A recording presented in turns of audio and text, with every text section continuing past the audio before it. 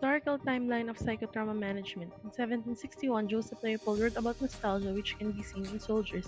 They report missing home, sadness, sleep problems, and anxiety. Next is soldier's heart or the Costa syndrome, which was studied by Jacob da Costa in Civil War soldiers. He saw cardiac symptoms, the result of the overstimulation of the nervous system. In 1865, Charles Dickens was in a rail accident. The trauma caused sleeplessness and anxiety. Physical injuries, which led to PTSD-like symptoms, were supported by European reports of railway spine. In November 11, 1919, World War I ended, and present-day PTSD were then called shell shock. Symptoms include panic and sleep problems. It was also called war neurosis. In World War One, treatment varied. Some received days rest before returning to war zone, but those with chronic symptoms, treatments were meant to increase functioning. European hospitals also used hydrotherapy and electrotherapy along with hypnosis, as seen in this slide. In World War II, battle fatigue or combat stress syndrome replaced shell shock. Soldiers were seen weary and exhausted. Proximity, immediacy, and expectancy principles were used to treat CSR. PIE required treating casualties without delay, and they expect complete recovery so they can return to combat after rest.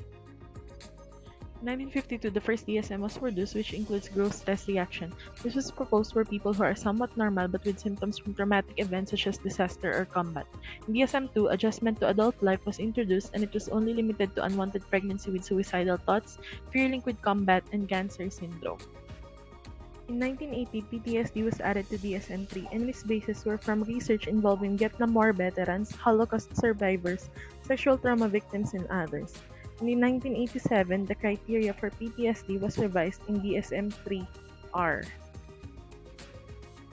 As years go by, further revisions were made for PTSD in different versions of DSM. In 1994 in DSM-4 and in 2000 in DSM-4-TR. In 2013, DSM-5 was released, and revisions were made to reflect continuing research. Before, in DSM-4, it is required that the individual must respond to trauma with intense fear, helplessness, or horror. And in DSM-5, these are possible manifestations, but the requirement for them was dropped. And that would be all for the historical timeline of trauma management. And I hope that you learned something today.